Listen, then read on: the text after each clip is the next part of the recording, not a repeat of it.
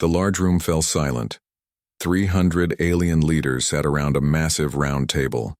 They had just finished voting. Supreme Counselor Ken Thar stood up slowly. He was from the Dremen race, with gray skin and 7 eyes that blinked one after another. He looked at the voting screen and nodded. "The vote is complete," he said in a deep voice. "All 317 space-traveling civilizations agree. Humans are now a Class X disruptive species. No one may talk to Earth or any human colonies. Their technology must be stopped from growing. This meeting is over." The other council members stood up and began to leave. Many looked pleased. Humans had been a problem for too long. They moved too fast. They changed too much. They didn't follow the old ways. Now, that problem was solved. Or so they thought. Tai-Ho. Kim stood by the large window in his office on planet HFY 7. He was a tall man with short black hair and tired eyes. As Earth's ambassador to the Galactic Council, he had just watched the vote on his screen. He wasn't surprised. He had expected this for months. So they finally did it, he said to himself. They banned us. His assistant, a young woman named Sumi, entered the room. "The Council has ordered all human representatives to leave Council space within 3 days, she said. They're already sending ships to watch Earth. Tai-Ho nodded. He picked up a small device from his desk and pressed his thumb against it. A green light blinked 3 times. Is that? Sumi began. The signal, Tai-Ho said. Operation Diaspora is now active. He turned to face her. The aliens think they've locked us in a cage, but they've only taken off our leash. On Earth, in the underground command center of the United Earth Defense Force, General Ji Young Park received the signal. She was a strong woman with short gray hair and eyes that missed nothing. She had prepared for this day her entire career. The Council has banned humanity, she announced to the room full of military leaders. As we expected. She pressed a button, and a large screen showed the solar system. Thousands of small dots appeared, representing ships hidden throughout Earth's solar system. For 50 years we have built ships in secret, she said. Ships the Council never knew about. They think our fleet is small. They are wrong. One of the officers raised his hand. General, are we going to fight? Ji Young shook her head. No, we are going to disappear. Across Earth and its known colonies, people watched their screens as the news spread. Humanity had been banned by the Galactic Council. Some were angry, some were afraid, but most were calm. They had been prepared for this. In schools and homes, people opened special sealed orders. In secret shipyards hidden in asteroid belts and on dark sides of moons, workers removed the covers from ships that had been built in secret. Military, bases that didn't exist on any official map suddenly became active. On Mars Colony, Governor Dae-Sung Cho addressed his people. Today the Council has shown their fear. They fear what humans might become. So now, we will show them. He pointed to the sky. Not with war, not with violence, but by becoming more than they could ever imagine. In his private chamber on HFY 7, Tai-Ho Kim packed the last of his things. He had been Earth's voice in the Council for 12 years. Now, that role was over. His communication device beeped. It was a secure channel from Earth. Ambassador Kim, said the voice of President Gina Yoon, have you sent the signal? Yes, Madam President, Tai-Ho replied. All units have been notified. Operation Diaspora has begun. Good, the President said. The Council's ships are already entering our system. They will find exactly what we want them to find. Tai-Ho looked out the window at the beautiful alien city one last time. They think they know us. They think they understand what humans will do. That's their mistake, President Yoon said. Humans don't just adapt. We transform. On the edge of the solar system, huge ships with Council markings moved into position. Their job was to make sure no human ships left the solar system. Inside one of these ships, Commander Zexaval of the Kantari Defense Force watched the screens. Any sign of resistance? He asked his crew. None, Commander, replied his second-in-command. Human ships are returning to Earth as ordered. No unusual activity. Zexaval nodded. He had expected more trouble. Humans were known for being stubborn. Maybe they had finally learned their place. "Set up the monitoring stations," he ordered. "I want to know if even a small shuttle tries to leave the system." What Zexval didn't know was that his advanced sensors were being fed false information. Below his ship, hidden in the darkness of space, 300 human ships were already moving away from the solar system, using technology that made them invisible to Council sensors. In the secret chamber beneath the old United Nations building, in New York, the real meeting of Earth's leaders was taking place. "The Council ships are in position," reported Defense Minister Hyun-Woo Lee. "They think they have us surrounded." President Gina Yoon nodded. She was a small woman with keen eyes and a sharp mind. "And our ships?" "The first wave is already past. Their sensor net," Hyun-Woo said. 300 ships. By tomorrow it will be 3,000. Another leader spoke up. "What about the people still on Earth?" "Everyone has their orders," Gina said. "Those who stay will maintain the illusion. The Council will see what they expect to see. A contained human civilization, angry but powerless." She stood up and looked at each person in the room. "For a century, we've played by their rules. We've held back our technology. We've limited our growth. We've been good members of their galactic community." Her voice grew stronger. "And how did they repay us? By fearing us. By voting to cage us. By deciding that humans are too dangerous to be free." She pointed to the large map of the galaxy on the wall. "So now we will show them what humans are truly capable of. Not as a united force they can see and fight, but as 1,000 separate sparks spreading across the galaxy. By the time they realize what's happening, it will be too late." Back on Seogwi 7, Taeho Kim boarded the small ship that would take him away from Council space. Before he left, he sent one final message to Earth, encoded in a way only humans would understand. Cage door open, birds flying. Then he entered the ship and took one last look at the Council world. The aliens thought they had solved the human problem. They thought they had contained the danger. They were wrong. As his ship rose into the sky, Taeho smiled. The Council had banned humanity, but the damage was already done. Humans were already spreading across the stars, taking their ideas, their creativity, and their dangerous habit of changing everything they touched. The Council wanted to stop human progress. Instead, they had removed the only thing holding it back.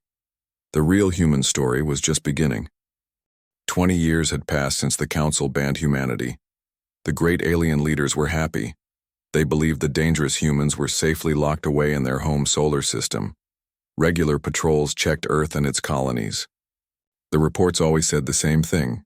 Humans were living quietly, their technology growing only a little, their ships never leaving their allowed space. The Council had won, or so they thought. On the busy trading world of NextGen Prime, a small shop sat between two larger stores. Inside, a man named Do-yoon Choi arranged items on his shelves. He had dark hair with a streak of gray and friendly eyes. According to his papers, he was from a small colony in the Pleiades star group. The papers were perfect fakes. A tall, blue-skinned alien with 4 arms walked into the shop. This was a Vexillian diplomat, an important person from one of the Council races. "I've come for the items we discussed," the diplomat said quietly. Do-yoon smiled and went to the back room. He returned with a small box. Inside were things that looked simple: a clay cup, a small painting, a metal tool. But they were actually rare items from Earth. "Be careful with these," Do-yoon said as he took the diplomat's payment. "If anyone asks, you got them from an old colony market." After the diplomat left, Do-yoon made a note in his hidden computer. That was his 5th sale to a Council official this month. The aliens might have banned human things, but they still wanted them. A thin, green-skinned merchant from the next shop came to Do-yoon's door. This was a Zentari known for hearing all the best gossip. "Have you heard?" the Zentari whispered. "The hegemony's biggest warship disappeared near the outer rim, just gone. It's the 3rd military ship to vanish this cycle." Do-yoon looked surprised, but inside he was smiling. "How strange," he said. "I hope they find it." He knew they never Wood. On the giant space station called Aegis 9, scientists from 20 different alien races worked on important research. One of them was Dr. Hannah Lee. She looked different from how she was born. Special medicine had changed her skin color to light purple, and surgery had changed the shape of her ears and eyes. For 7 years, no one had questioned that she was a Centaurian scientist. Today, Hannah was working on a genetic problem that the council races had studied for centuries. She knew how to solve it. Humans had figured it out long ago, but she couldn't just give them the answer. That would raise questions. Instead, she left small clues. She asked certain questions in meetings. She made tiny mistakes in her work that pointed toward the right path. Soon, one of the other scientists would discover the solution, never knowing that a human had guided them there. In her private room that night, Hannah wrote a coded message on what looked like a normal letter to a friend. The message would travel through 5 different people before reaching a human outpost hidden in an asteroid field. There, Admiral Junho Kang would add it to his growing collection of human achievements happening right under the Council's nose. In the Grand Council chamber, a meeting was taking place. Subcommittee Director Lum Vel, a tall alien with silver skin, was giving a report. "Something strange is happening," he said, pointing to charts on the big screen. "New technology is appearing in many different places at the same time. Scientific breakthroughs are happening too quickly." Another council member spoke up. "Is someone breaking the technology sharing rules?" Lumvel shook his head. "We've checked. The new ideas seem to come from different races, different research teams, with no contact between them." "Could it be humans?" someone asked. The room grew quiet. Then most of the council started to laugh. "Humans? Impossible," said one member. "Our patrols watch their system. Their technology is still basic. They have no space elevators, no faster than light travel, nothing advanced." Lumvel didn't laugh. "Perhaps," he said, "but something isn't right." Deep in space, hidden inside the moon of a gas giant planet, Admiral Junho Kang read reports from human agents spread across council space. He was older now, his hair fully gray, but his eyes were still sharp. "News from the Centauri sector," said his assistant Mina. "Dr. Lee has successfully guided the council scientists to discover human-style genetic modification. They think they invented it themselves." Junho nodded and marked it on his chart. "And Doyun? Still in place on NextGen Prime," Mina said. "His shop is now the favorite place for many council diplomats. He hears a lot of secrets." "What about the missing hegemony ship?" Mina smiled. "Captain Sunwoo's team took it without leaving a trace. They're studying its weapons now." Junho looked at the large map on his wall. Small lights showed where humans were secretly living and working throughout council space. 20 years ago, there had been just a few hundred lights. Now, there were thousands. "Phase 2 is complete," Junho said. "We're in every major system, every important research station, every trading hub." He turned to Mina. "Send the signal. Begin Phase 3. On a small farm world called Terrapin, Farmer Jin worked in his fields. The locals knew him as a quiet man who kept to himself. None of them knew he was human or that his farm sat on top of a hidden communication station. When Jin received the Phase 3 signal, he went to his basement and pressed his hand against what looked like a normal wall. A hidden door opened. Inside was a room full of equipment. Jin typed a long code into a computer. Seconds later, hidden devices on 50 different worlds activated at the same time. Each one began to send out special signals that would change how certain technologies worked. On the council world of Pelax 4, all transportation systems suddenly became 30% more efficient. On the mining world of Dura, the deep tunnel, machines began to dig twice as fast. On the hegemony homeworld, food production increased by 25% overnight. The aliens would see these as lucky breakthroughs. They wouldn't know that human technology had been hiding in their systems for years, waiting for the signal to activate. In his shop on NextGen Prime, Doyun Choi heard 2 council officials talking outside his door. "It's amazing," one was saying. "The new engine design just came to me in a dream. Now our ships can travel twice as far without refueling. The same thing happened on Jaxar Prime, said the other. Their scientists suddenly solved a power problem they've had for a century. Doyun smiled to himself as he arranged his items. The council thought they had contained humanity's dangerous ideas. But ideas couldn't be contained. Humans were like a virus in the council's system now, spreading their creativity and innovation everywhere. The council had banned humanity from the galaxy, but humans were already there, invisible, patient, changing. Everything slowly from within. The whispers were growing. Soon, they would become impossible to ignore. In his hidden command center, Admiral Junho Kang made the last mark on his chart. Phase 3 complete, he said. Human technology is now active in every major system of Council space. He looked at the latest report from Earth. The Council patrol ship still circled the solar system, watching the fake human civilization the Council had contained. They're still watching an empty cage, Junho said with a smile, and they have no idea that the birds are now everywhere.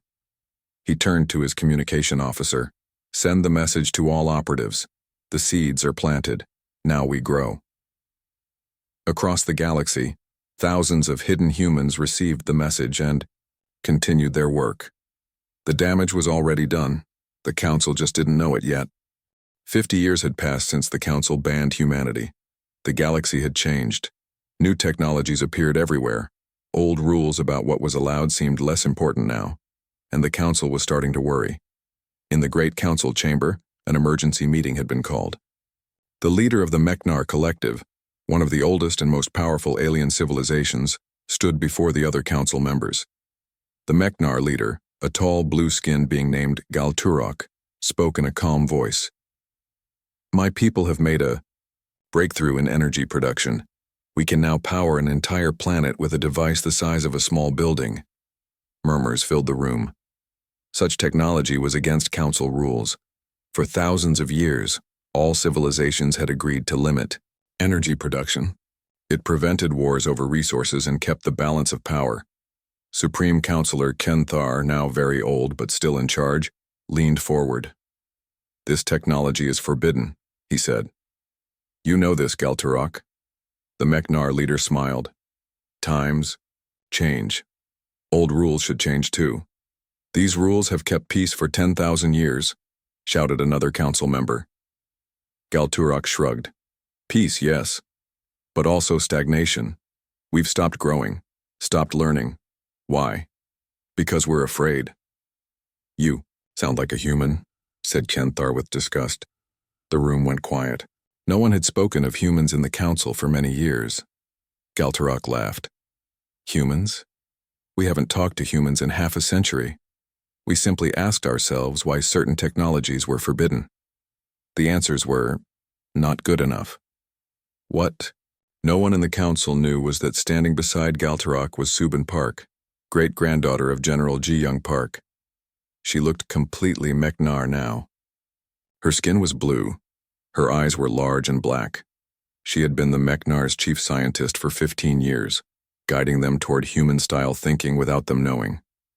As the council argued, Subin sent a small signal from a device hidden in her hand. The message went to thousands of other disguised humans throughout council space. The first domino has fallen. On the frontier world Helios 6, a mining team had made a strange discovery.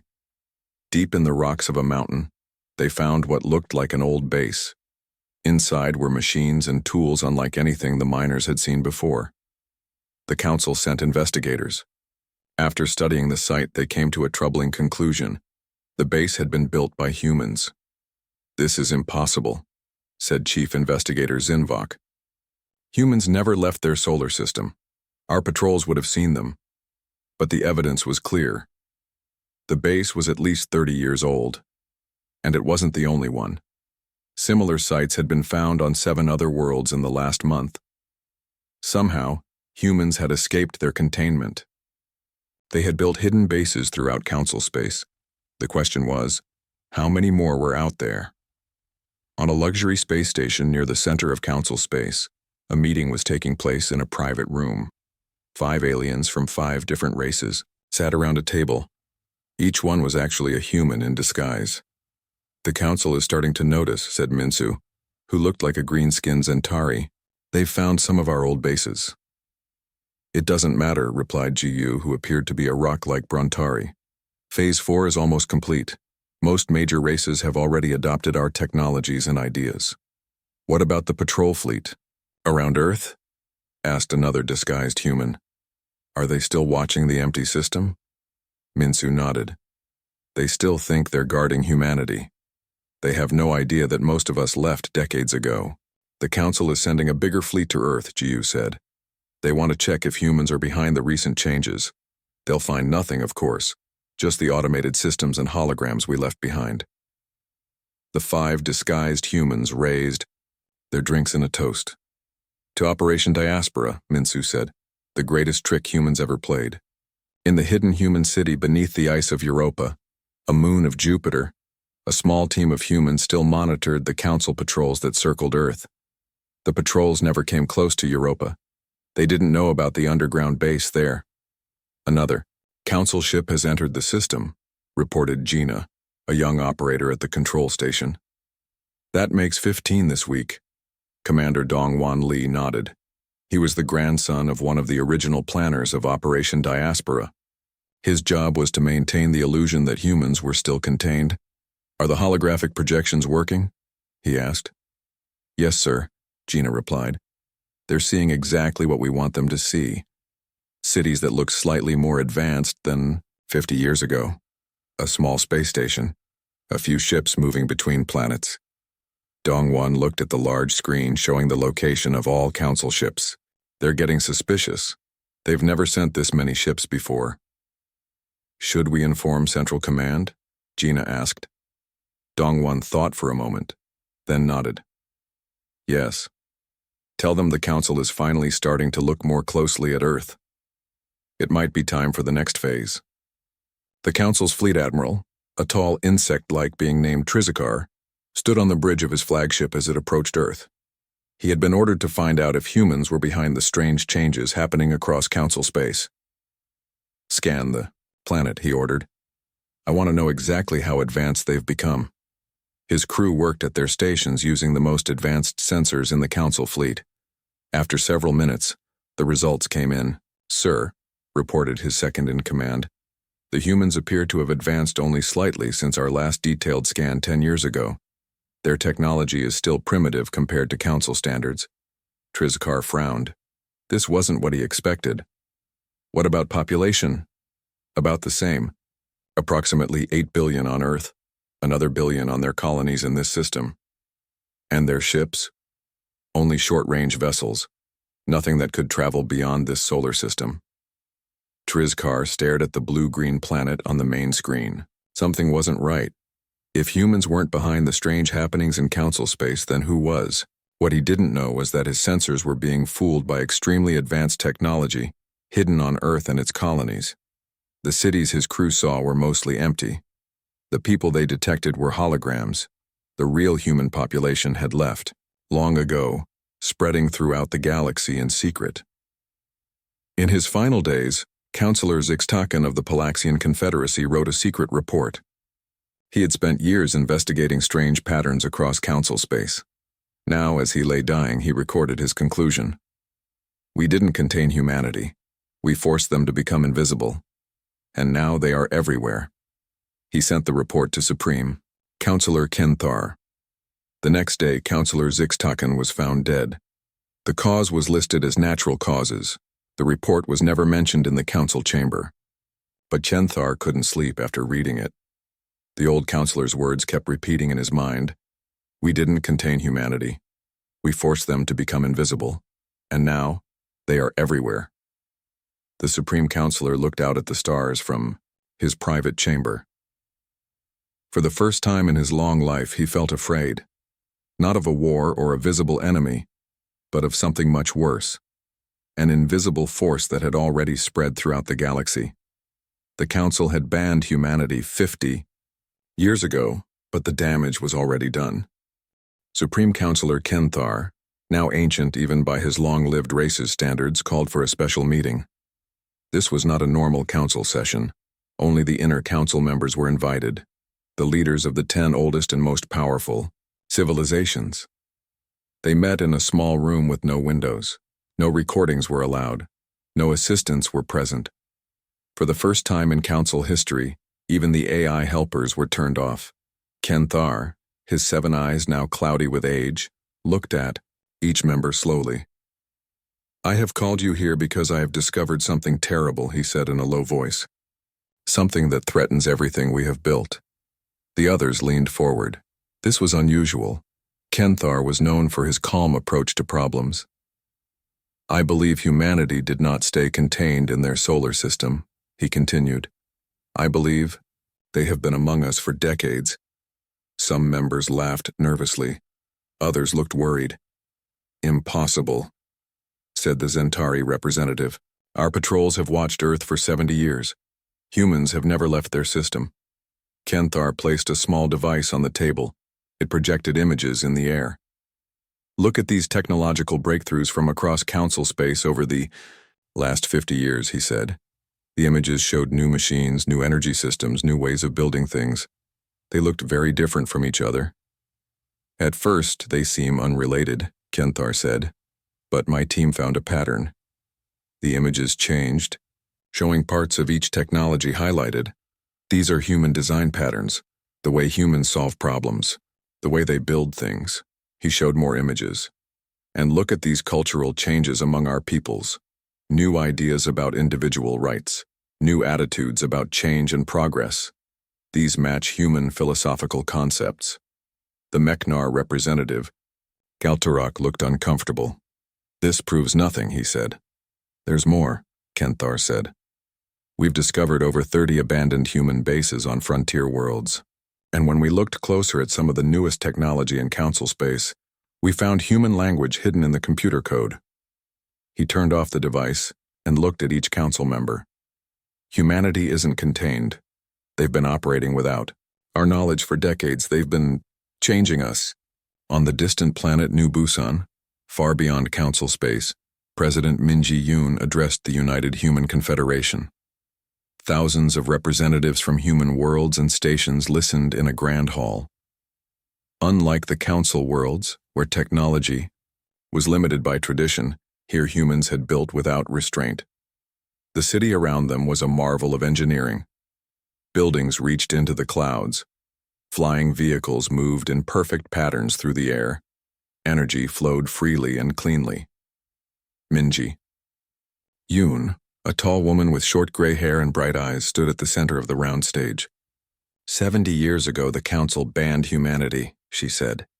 They thought they could contain us. Instead, they freed us. Screens around the hall showed images of human achievements across the stars. Operation Diaspora has succeeded beyond what our founders dreamed. We've built 47 independent colonies in unexplored space. We've established hidden outposts in 12,000 locations throughout council territory. We've guided council races to adopt our technologies, our ideas, even our values. The representatives applauded. Some had blue skin or extra fingers, or slightly different faces, the results of generations of genetic modification to help humans blend in among alien races. The time for hiding is coming to an end, Minji continued. The council is beginning to realize what has happened. Soon, we must reveal ourselves, not as conquerors, but as neighbors who have been here all along. In her office after the speech, President Yoon met with Admiral Yunseo Kang, commander of humanity's fleet. Yunseo was younger than Minji, with dark eyes that missed nothing. How ready are we if this turns into a fight? Minji asked. Yunseo touched a control, and a hologram appeared showing thousands of ships spread across the galaxy. Our fleet is larger than all council fleets combined, she said, and more advanced. We've had 70 years to develop while they limited themselves with rules and traditions. But fighting isn't the plan, Minji said. No, Yunseo agreed. It's not. We've spent decades helping them, improving their lives without them knowing, making ourselves necessary. Minji looked at another display showing data from council worlds. How many of them have human ancestry now? Nearly all of them, Yunseo replied. Our people have married into their societies, had children, built families. Genetic tests show that about 8% of the aliens born in council space in the last 20 years have some human DNA. Minji nodded. This had been the most surprising part of the plan. Humans and many alien species could have children together with the right medical help. These children looked like their alien parent but often thought more like humans. We didn't just hide among them, Minji said softly. We became them. On the council world of Terminus, Supreme Counselor Ken Thar sat alone in his private garden. The meeting with the inner council had not gone well. Half of them didn't believe him. The other half were too afraid to act. His assistant, a young Dremine named Kelvon, brought him a warm drink. You should rest, Supreme Counselor, Kelvon said. You've been working too hard.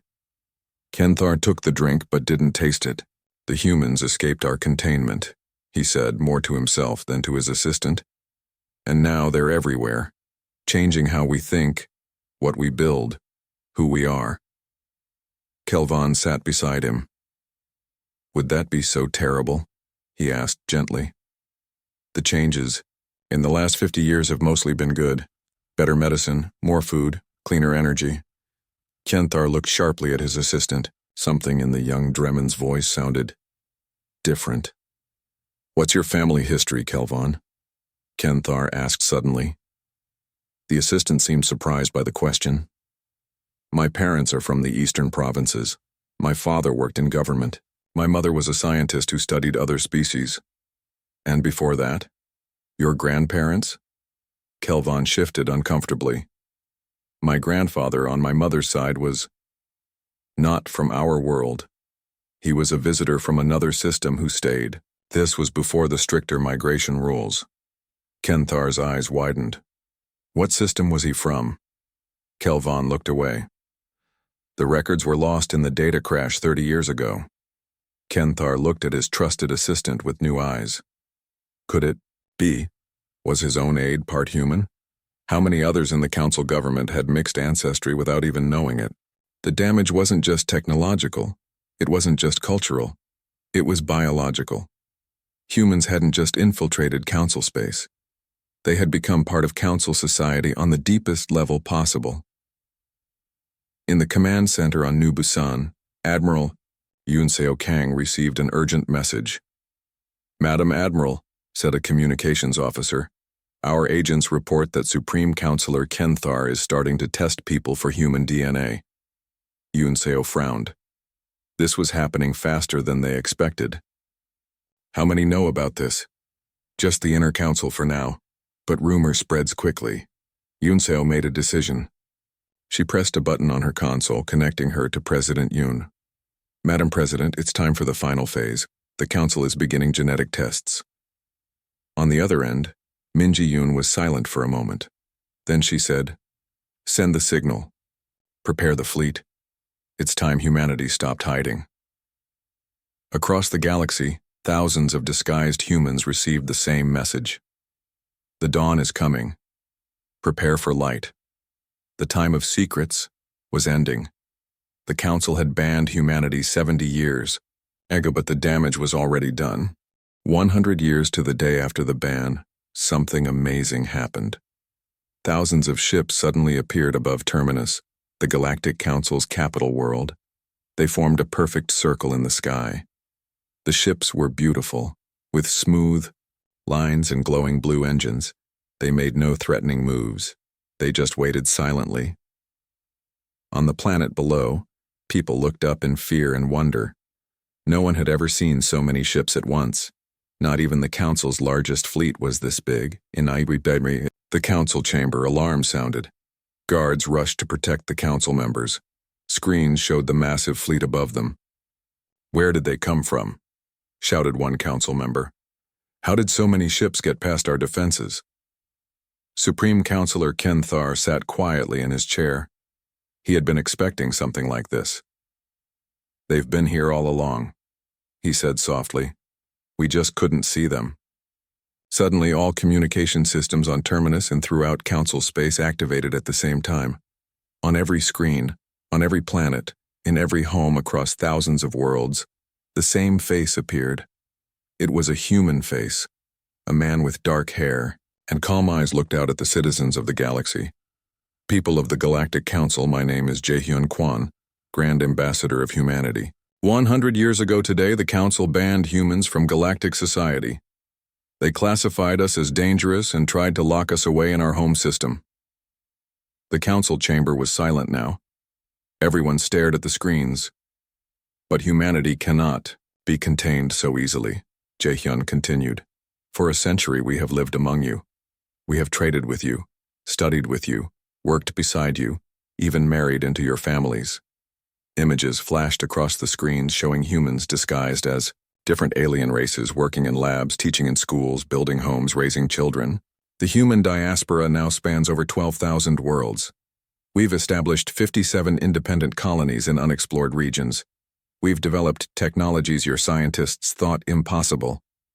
The images changed to show beautiful human cities on distant planets, clean energy systems, medical machines that could cure any disease, ships that could travel faster than any council vessel. We could have returned with weapons, Jae-hyun said. We could have sought revenge for our banishment. Instead, we bring a proposal, full integration of human worlds into the council, and open sharing of all technologies we've developed. He paused, letting his words sink in. We are not your enemies. We never were. We are your neighbors, your co-workers, your friends. In many cases, we are your family. The time for separation is over. The time for working together has come. The transmission ended.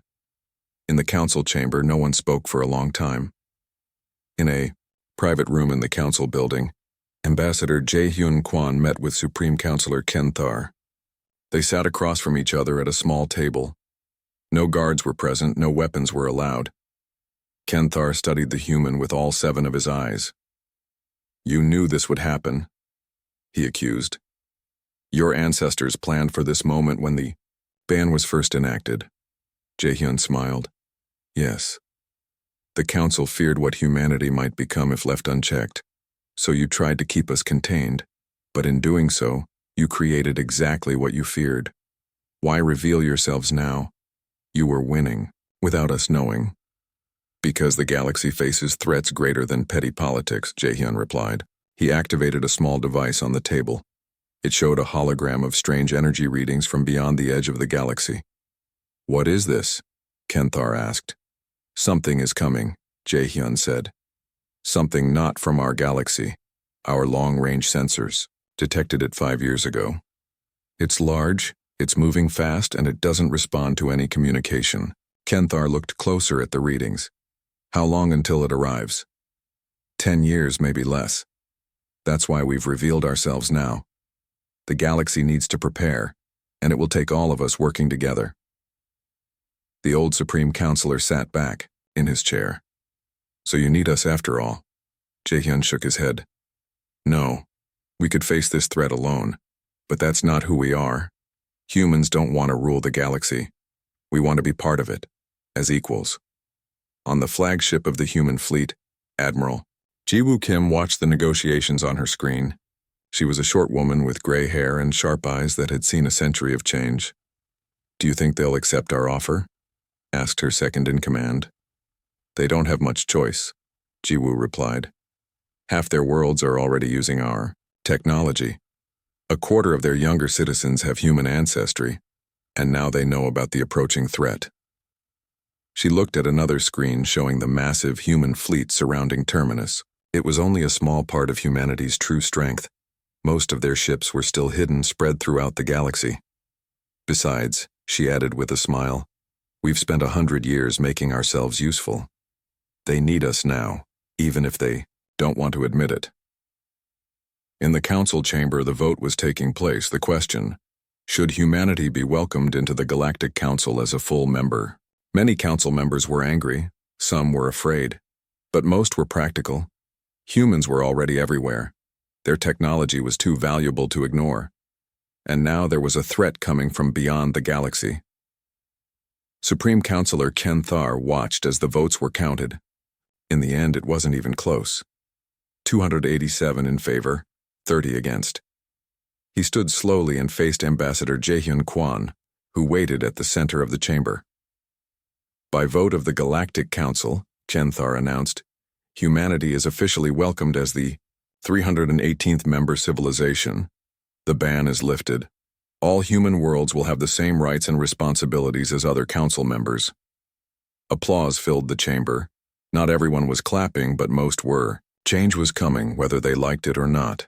Later that day, Ambassador Kwan stood on a balcony overlooking the capital city of Terminus. Supreme Counselor Kenthar joined him. You planned this from the beginning, Kenthar said.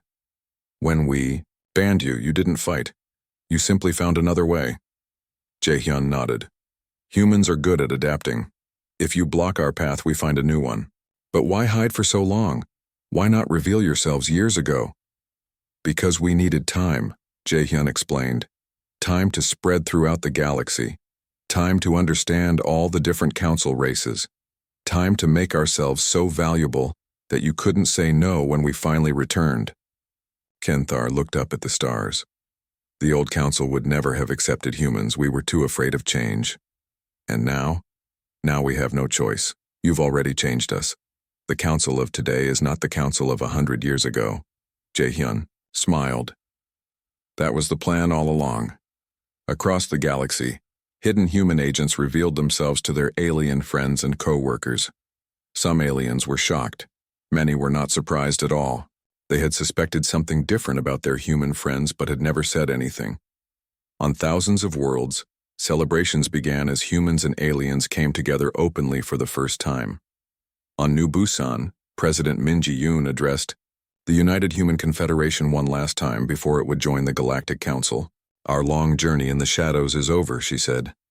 "Now we step into the light as full members of the galactic community." She looked out at the representatives from all the human worlds and colonies. The Council banned humanity a century ago. They thought they could contain us, limit us, control us. Instead, they forced us to become greater than we might have been otherwise. Scattered, adaptable, innovative, and connected through adversity. She raised her glass in a toast. To the future. A future we will build together with all the peoples of the galaxy. The Council had banned humanity, but the damage was already done. And in the end, that damage had made the galaxy stronger than ever before. The end.